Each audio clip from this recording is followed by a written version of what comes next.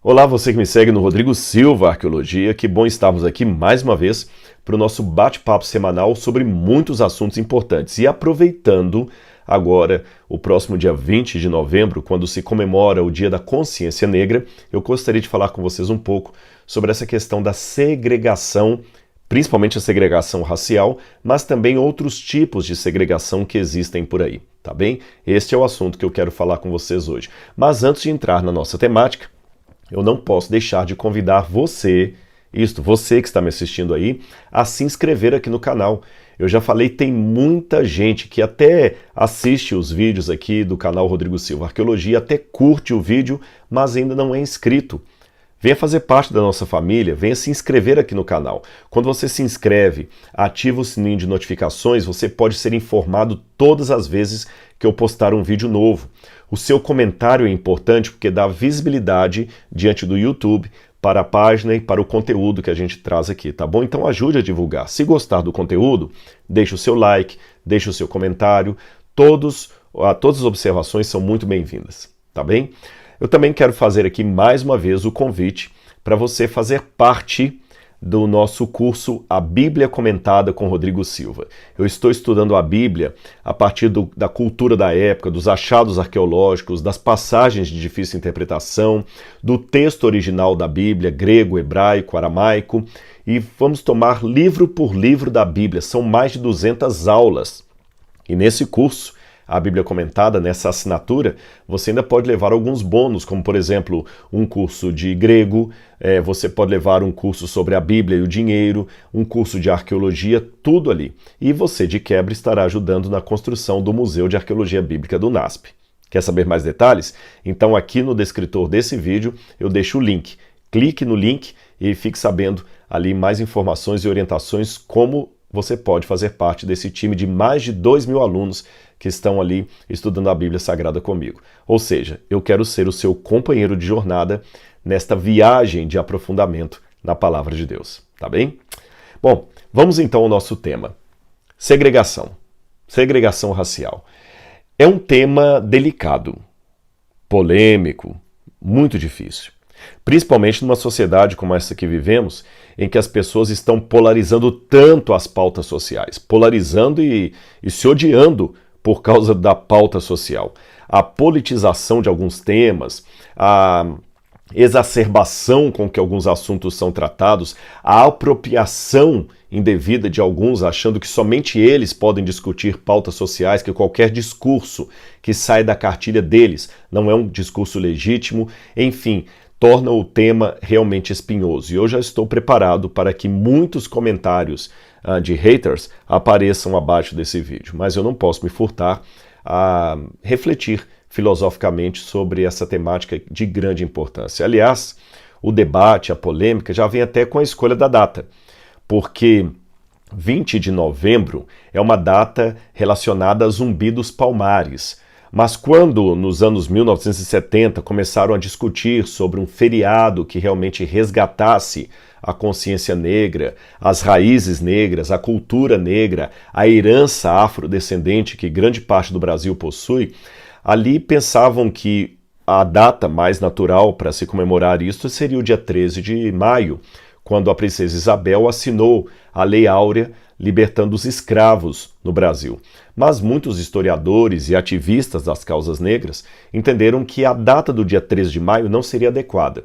Primeiro porque muitos colocam em dúvida a idoneidade daquele ato, que realmente foi tudo um conluio político com intenções nada nobres e que não tinham nada a ver com o bem-estar dos negros, com causas humanitárias, e que até o caráter da princesa Isabel poderia ser questionado. Outros até tentam resgatar a idoneidade, a moralidade da princesa Isabel, dizendo não, ela até tinha boas intenções, mas ela foi, por inocência, manipulada por políticos que não estavam interessados no bem comum dos negros. E outros dizem, ainda que tenha assinado com boas intenções ou más intenções, o fato é que a Lei Áurea não libertou de fato os negros no Brasil. Então buscaram um personagem mais antigo do que a princesa Isabel, que seria Zumbi dos Palmares, e aí estabeleceram o dia 20 de novembro. Mas mesmo Zumbi dos Palmares também é motivo de polêmica, porque há alguns que o enaltecem como sendo um grande herói da causa dos negros e há outros que levantam a lebre que Zumbi dos Palmares seria, na verdade, um vilão, que ele também havia escravizado alguns negros que não compactuavam com suas ideias, que ele havia entregue para alguns coronéis negros fugitivos que ele mesmo capturou, e de quebra há uma acusação de alguns historiadores que Zumbi dos Palmares teria assassinado Ganga Zumba, que seria o verdadeiro herói da causa negra. Aí é lógico que os defensores de Zumbi dos Palmares começam a ficar irados, porque é quase que uma dessacralização daquele que é o verdadeiro herói da causa dos negros. Então, esta polêmica existe aí apenas para que você saiba.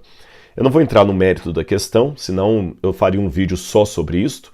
Será que Zumbi era um herói ou anti-herói?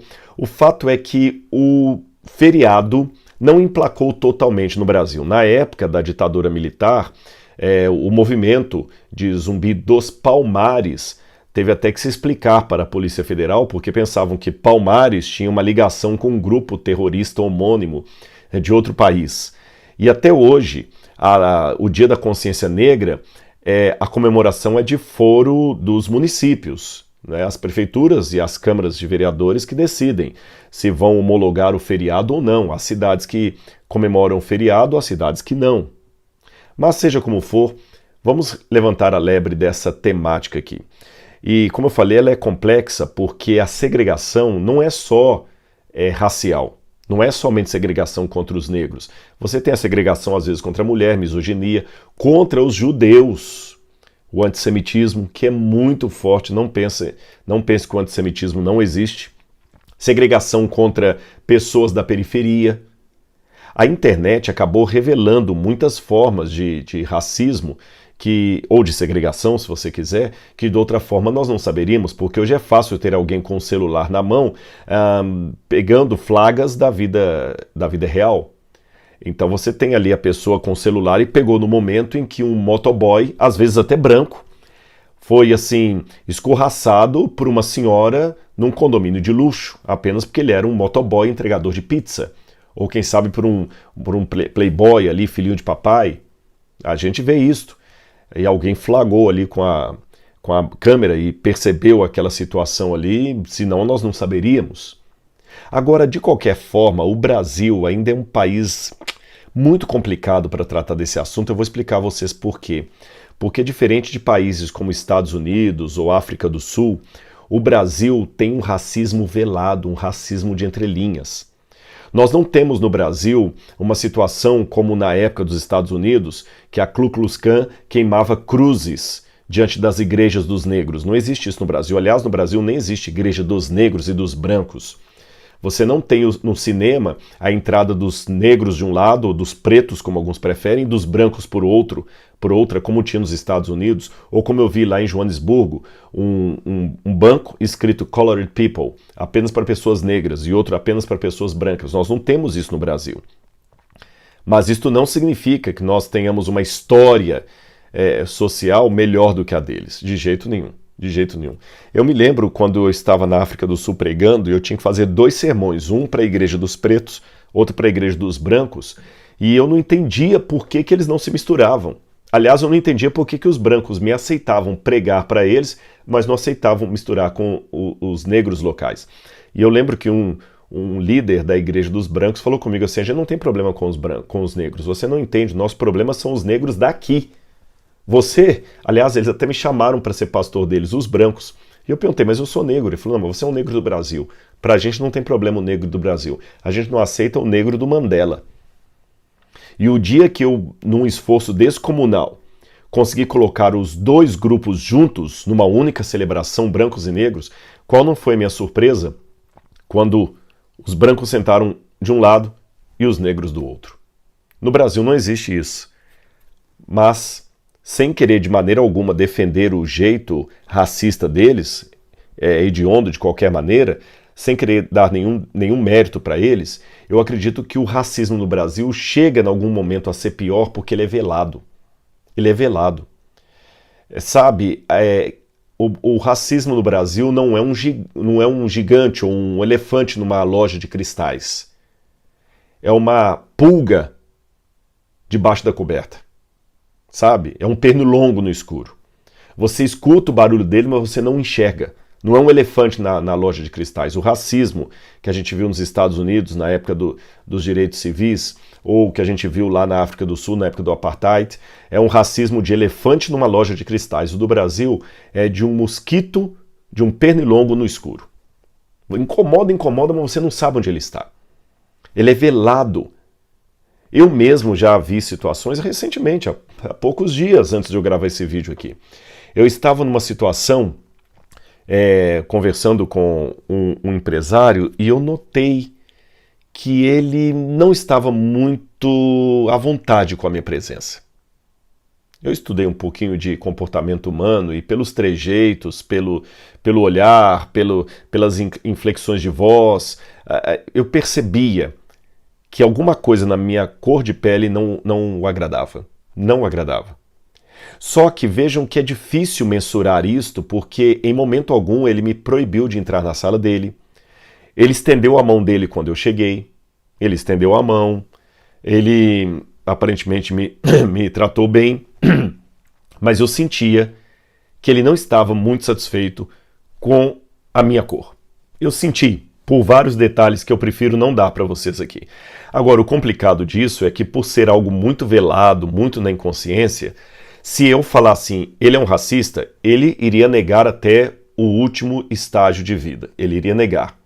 E além de ele negar, muitos que talvez presenciassem a cena iriam dizer: Rodrigo, você está com um complexo de inferioridade, você está procurando o pelo em ovo. Não tem nada de racismo ali, ele te tratou bem. A coisa funciona mais ou menos assim. No Brasil, o racista não vê problema de aplaudir o Pelé. Ele não vê problema em torcer por um time de futebol que os melhores jogadores são negros. Mas ele não gostaria que a filha dele se casasse com um negro. Percebeu? Ele até gosta do negro como um jogador de corrida de cavalos gosta daquele puro sangue.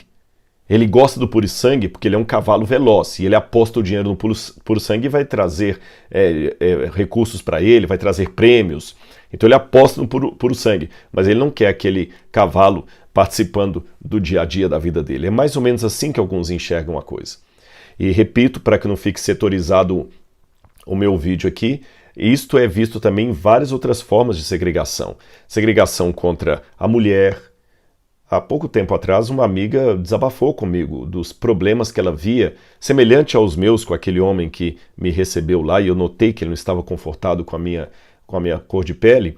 Esta amiga também estava mostrando como é que o chefe dela invalidava tudo que ela falava. Ela tinha bons resultados, ela apresentava boas ideias contra os números no argumentos, mas toda vez que ela falava, ela notava, sabe? E quem sofre a segregação percebe o tom de voz, o não dá bola porque você está falando, e é muito desconfortável, que você não pode nem se defender.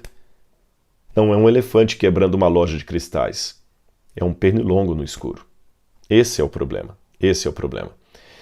A internet, ela acabou ajudando no aspecto a demonstrar algumas situações de segregação, porque hoje é muito fácil alguém ter um celular na mão e flagrar, por exemplo, um motoboy, às vezes até branco, sendo humilhado por uma mulher num condomínio de luxo. Mas se alguém não estivesse ali com o celular na mão, nós nem perceberíamos que aquilo existe. Então a internet levantou essa lebre.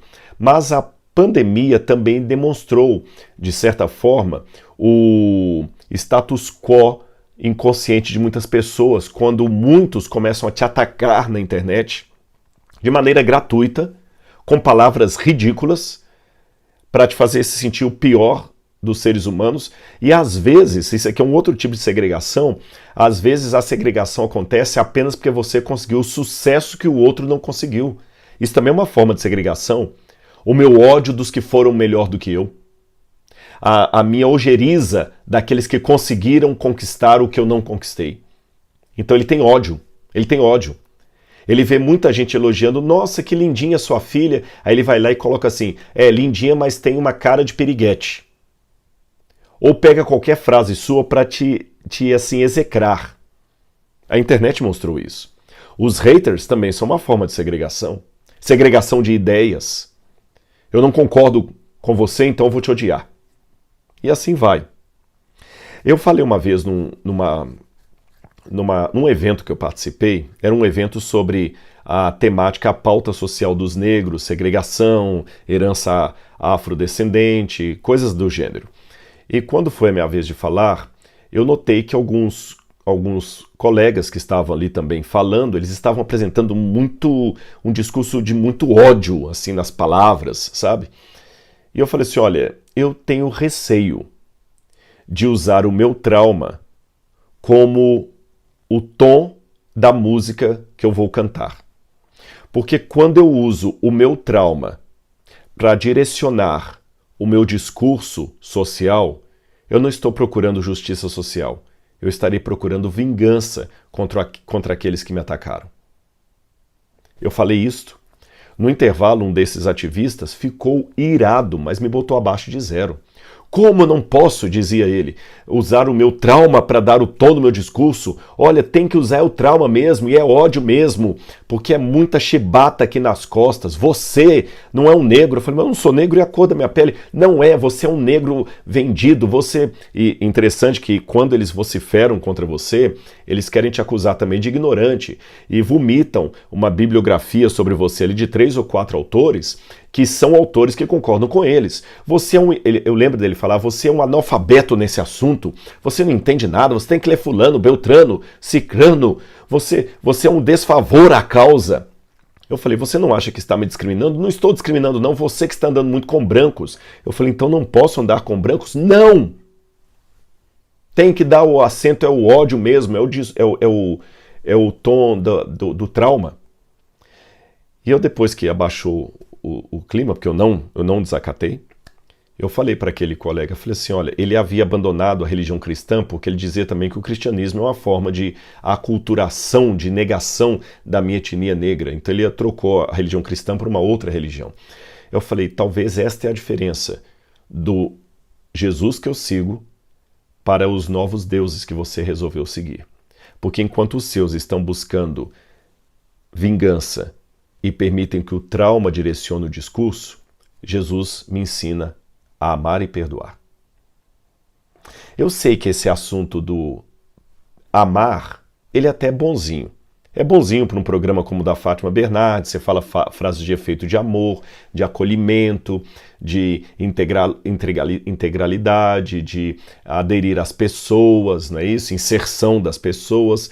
Mas geralmente esse discurso do amor, ele só é feito aos pares. Enquanto está todo mundo bonitinho ali falando a mesma cartilha, é tão bonito falar do amor, da aceitação, da inclusão. É tão bonitinho. Mas dificilmente eles falam do perdão. E eu sei que o discurso de Jesus de perdoar, ele parece um discurso... Eu entendo a ira daquele que me confrontou, porque parece um discurso muito de comodista, muito acomodado. Parece que você não está querendo pegar a causa. Se eu não gritar frases de ordem, se eu não gritar contra o sistema, se eu não queimar pneus em praça pública, eu sou um vendido, eu sou um acomodado, eu sou um traidor da causa. Você tem que dar o mesmo tom que o outro está dando. E eu não vejo assim. Quando eu quero dizer que eu não posso dar ao meu discurso o acento do meu trauma, sabe por quê, meus queridos? É porque se eu der ao discurso o acento do meu trauma, eu vou ver em todos aqueles que têm o perfil do meu algoz um inimigo em potencial. Um inimigo em potencial. É por isso que alguns, por exemplo, ao falar da causa da mulher, acham que todo homem é um violentador de mulher em potencial, até que prove o contrário. Todo mundo que quer pegar a causa negra acha que qualquer branco loiro da Zona Sul é um racista em potencial até que se prove o contrário. E não é bem assim. A gente não pode começar a ver todas as pessoas pela ótica do meu trauma. Não é assim que a coisa funciona. Parece que todo mundo agora é igual àquele que te traiu. O Bertrand Brecht, ele dizia que a resposta de muitos problemas está na revolução. E ele dizia que as revoluções elas se produzem nos becos sem saída. Essa frase, as revoluções se produzem no beco sem saída, ela é emblemática. Vamos refletir um pouquinho sobre ela. É quando você está realmente encurralado ali, no canto, que você se rebela. É isso que Bertolt Brecht quis dizer. É ali que você se rebela. Aí eu me lembro de uma frase também da Angela Davis, que ela disse: numa sociedade racista, não basta não ser racista. Você tem que ser antirracista. E esta frase, que se tornou até tema de um livro, título de um livro, que foi traduzido assim em português, mas o título original não tinha nada a ver com isso, essa frase é muito apropriada por alguns ativistas que acham o seguinte: você tem que ser antirracista, e para eles ser antirracista é ser exatamente como ele é.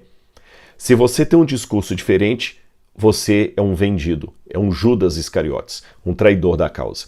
Mas vamos fazer a pergunta. Tudo bem, eu concordo que numa sociedade racista não basta não ser racista, você tem que ser antirracista. Mas o que significa ser antirracista? Significa necessariamente ser um revolucionário aos moldes dali dos zelotas do tempo da Bíblia, ou de Che Guevara, ou quem sabe da Revolução Bolchevista, que deu início ao socialismo, ao comunismo, depois lá na Rússia? O que significa ser antirracista? Essa é uma pergunta básica. Sabe por que eu estou colocando e por que eu fico preocupado quando as pessoas querem dar ao discurso dele o acento do trauma? Eu vou falar com vocês por quê. Eu já revelei aqui que eu sofri muita violência na minha infância doméstica praticada pelo meu irmão mais velho. Muita violência. E eu lembro que uma vez que eu estava dando um discurso, uma palestra num lugar sobre o perdão, eu falei sobre o perdão. Eu lembro que alguém que estava ali levantou irado e falou o seguinte: se um camarada fizer mal à minha filha, eu não vou perdoá-lo. Eu vou matá-lo e depois vou fugir. Eu falei assim: mas será que se você o matar, você vai ter vingado o que ele fez com sua filha? Não quero saber, eu vou matar o desgraçado. Eu falei: se você fizer isto, sua filha vai perder duas vezes. Ela vai perder pelo que ela sofreu e vai perder o pai dela. Aí eu contei do que o meu irmão fez comigo. E eu falei que na minha infância, quantas vezes eu planejava crescer, comprar uma arma e matar o meu irmão. Quantas vezes na infância, cada vez que ele me surrava, ele bateu no meu pai na minha frente. Eu tenho até hoje a cena, e para quem é uma criança de 7 anos vendo o seu pai sendo socado por um outro homem, ele não era filho do meu pai, eu sou irmão dele só por parte de mãe, eu cresci com traumas. E eu queria crescer para, acima de tudo, ser forte o bastante para acabar com a vida dele. Hoje eu não me sinto culpado por ter tido esse desejo. Eu me sinto aliviado por não ter feito isso. Porque se eu tivesse cumprido o que o meu trauma estava direcionando, eu talvez hoje não estaria fazendo esse vídeo aqui para vocês. Eu teria matado ou sido morto. Talvez o meu nome não estaria num canal Rodrigo Silva Arqueologia, estaria na estampa de um jornal do estado de Minas dizendo: irmão mata irmão, a facadas ou a tiros. Assim que meu nome estaria. Rodrigo Silva matou o irmão de tantos anos, matou seu irmão. Assim que estaria. É por isso que uma das curas do trauma é o perdão. Todos vocês que fazem um discurso muito bonitinho de amor e aceitação devem juntar a esse discurso o discurso do perdão. Não um perdão barato, o mesmo perdão que Jesus ensinou. Se o teu inimigo te obrigar a andar 1 milha, anda 2. Eu sei, isto parece patético demais, parece comodismo demais, mas é a única revolução que funciona. Porque senão vou pegar uma temática do passado. Sabe, eu não sou assim tão apaixonado por Paulo Freire. Eu tenho sérias críticas a Paulo Freire. Mas também não sou do tipo que demoniza tudo que Paulo Freire escreveu. Eu não concordo com tudo que ele escreveu, mas tem uma máxima de Paulo Freire que é a dinâmica do opressor oprimido. Todo oprimido, dizia Paulo Freire, tende a se tornar um opressor quando assume o poder. Essa dinâmica, eu até copiei aqui num ponto exatamente o que ele escreveu no seu livro sobre a pedagogia da opressão. Ele falou o seguinte, olha, quando a educação não é libertadora, Paulo Freire, o sonho do oprimido é ser o opressor. E a história me dá muitos exemplos disso. Querem ver? Estudem a Revolução Bolchevista. Quem foi que promulgou a Revolução Bolchevista? Pessoas que sofriam várias injustiças sociais na mão dos czares. A família lá dos Nicolai, como aquela família lá massacrava o povo da Rússia. Como os russos sofriam na mão da ditadura dos czares. Tem até aquele livro, aquele filme Dr. Zhivago, que conta o momento ali da Revolução Bolchevista. Quando eles assumem o poder para acabar com os seus opressores, eles acabam se tornando exatamente como aqueles que eles tanto odiaram. O Nietzsche já dizia, quando você contempla demais a escuridão contempla você. Tem um trocadilho no livro de Nietzsche. Você contempla a escuridão contempla você, passa a te engolir. A China, a mesma coisa. Quando a China era oprimida por uma tradição lá do imperador chinês, aquela coisa toda, os chineses sofriam muito. Aí veio a Revolução Chinesa, que trouxe o comunismo chinês. Aí Mao Tse-tung assume o poder. E o próprio Mao Tse-tung escreveu ele foi lúcido no que ele escreveu, ele foi autêntico.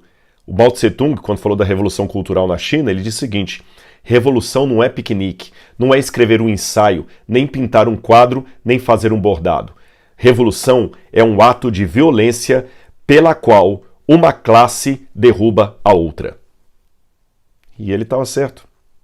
Só que quando uma classe derruba a outra, ela tende a fazer exatamente aquilo que ela sofreu. É o que falou Paulo Freire, o opressor oprimido.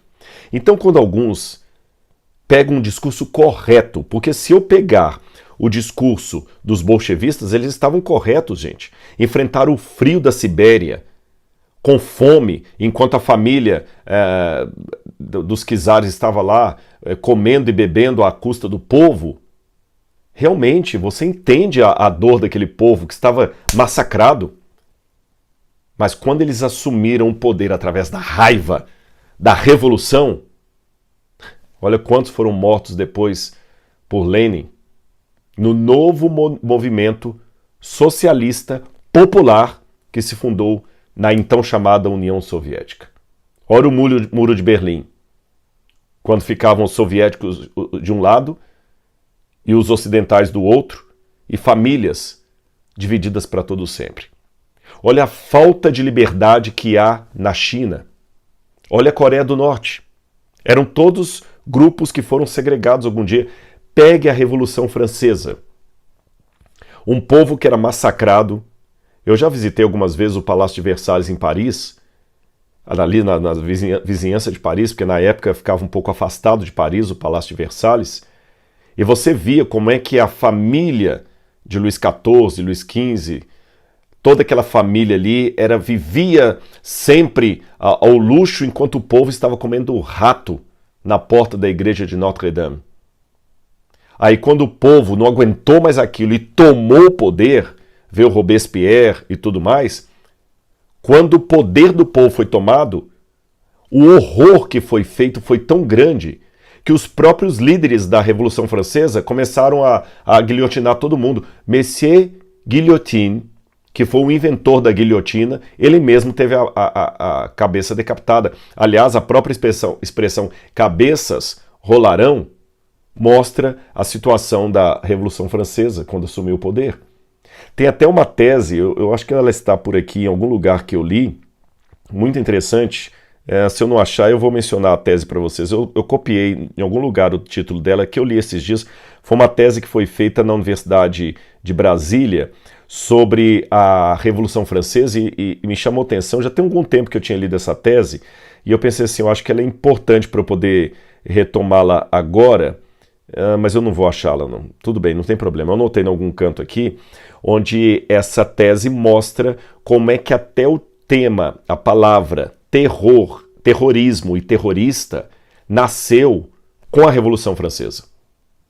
Olha só, os que mapearam, criaram o neologismo terror e terrorismo em francês, que hoje são palavras que ninguém quer por perto, terror e terrorismo, foram palavras que nasceram no coração da Revolução Francesa, e além de nascerem no coração da Revolução Francesa, davam o tom do trauma ao discurso de liberdade, fraternidade e igualdade. Liberté, fraternité, égalité, que na verdade era apenas uma forma diferenciada e bonitinha de trazer um outro tipo de opressão sobre toda a França. Então a minha preocupação em usar o trauma para dar o tom é que eu posso amanhã me tornar exatamente aquilo que eu mais detesto. E eu não quero vencer o meu inimigo a qualquer custo. Eu não quero vencer o meu opressor me tornando igualzinho ele foi. E assim eu poderia dar vários e vários outros exemplos. O próprio antissemitismo da Europa, que Hitler ali foi o protagonista e matou 6 milhões de judeus, ele também veio de uma Alemanha que estava fragilizada pela Primeira Guerra Mundial e que precisavam achar um culpado e culparam os judeus. E não foi só a Alemanha não, tanto é que os campos de extermínio não estavam na Alemanha, estavam em países como a Polônia.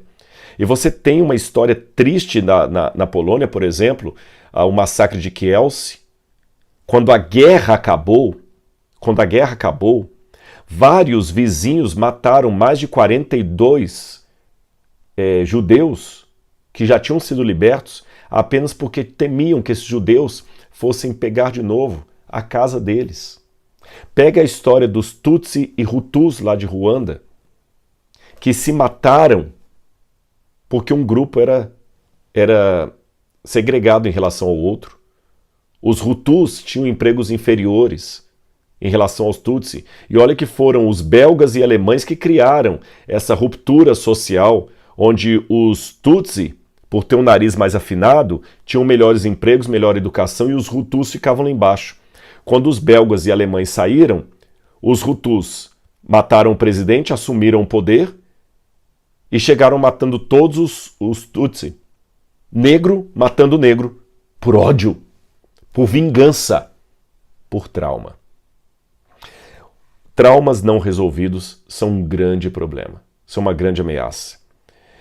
O problema do trauma é que você perde a noção da realidade. E no trauma, meus queridos, todo mundo tem razão. Quando você vai conversar com um palestino traumatizado pelo que o exército de Israel fez quando entrou na faixa de Gaza, você dá razão ao palestino no ódio que ele tem contra os israelenses. Mas quando você vai conversar com um israelense do trauma que ele tem por causa de um ataque à bomba na sinagoga que ele frequenta e que por isso ele acha correto construir um muro em torno de Belém, você também dá razão para ele.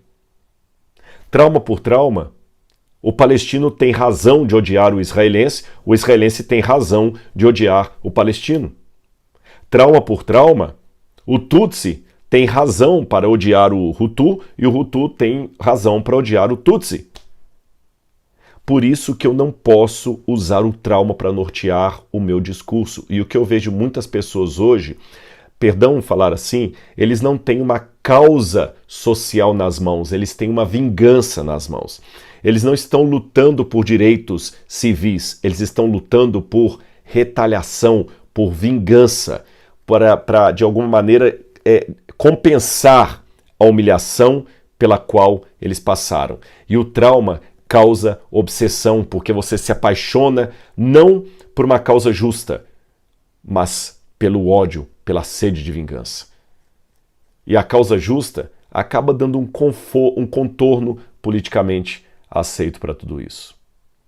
Bem, para terminar essa minha reflexão, que muitos vão considerar acomodada, mas tenho certeza não é, eu prefiro falar daquela revolução que realmente mudou o mundo. a revolução de Jesus. Não a revolução em nome de Jesus que houve ao longo da história, porque a Inquisição foi em nome de Jesus, a escravidão de muitos negros foi em nome de Jesus, né? O próprio massacre dos índios, quando vieram os europeus para o Brasil, foi em nome de Jesus. Houve muitos crimes em nome de Jesus. Não é dessas revoluções que eu estou falando. Eu estou falando daquela revolução do Jesus histórico, que ensinou a amar o inimigo e orar por quem persegue. Aquela revolução que ensinou a pedir a Deus perdão pelos meus pecados, assim como eu perdoo a quem me tem ofendido. É dessa revolução que eu quero fazer parte.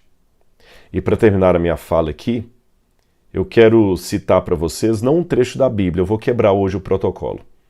Eu vou citar a oração de São Francisco de Assis, que eu não sei se você sabe, não é de São Francisco de Assis. Essa oração ninguém sabe de quem é. Parece que a mais antiga versão que se tem dela é de 1912. Ela apareceu nos escombros de uma casa lá, alguém pegou e publicou no jornal, e depois ela apareceu em algumas imagens de São Francisco de Assis, mas ela não é de São Francisco de Assis. Mas não importa de quem é a oração de São Francisco de Assis, quem é o autor, ela é tão cristã que eu quero terminar a reflexão de hoje falando nela. Senhor, fazei de mim um instrumento de vossa paz. Onde houver ódio, que eu leve o amor. Onde houver ofensa, que eu leve o perdão. Onde houver discórdia, que eu leve a união. Onde houver dúvidas, que eu leve a fé. Onde houver erro, que eu leve a verdade. Onde houver desespero, que eu leve a esperança. Onde houver tristeza, que eu leve a alegria. E onde houver trevas, que eu leve a luz. Ó Mestre, fazei que eu procure mais consolar que ser consolado, compreender que ser compreendido, amar que ser amado, pois é dando que se recebe, é perdoando que se é perdoado, e é morrendo que se vive para a vida eterna. Que esta seja a nossa reflexão nesse dia da consciência negra. Que esta seja a nossa reflexão. Que antes de exigir que quem nasceu numa sociedade, numa família equilibrada, pague pelos traumas que eu tive numa família descompensada, que eu possa, com aquilo que eu tenho, ajudar a quem não tem. E fazer com os outros aquilo que eu gostaria que eles fizessem comigo. O que, aliás, é uma paráfrase de Jesus. Um grande abraço e até o nosso próximo encontro. Tchau, tchau.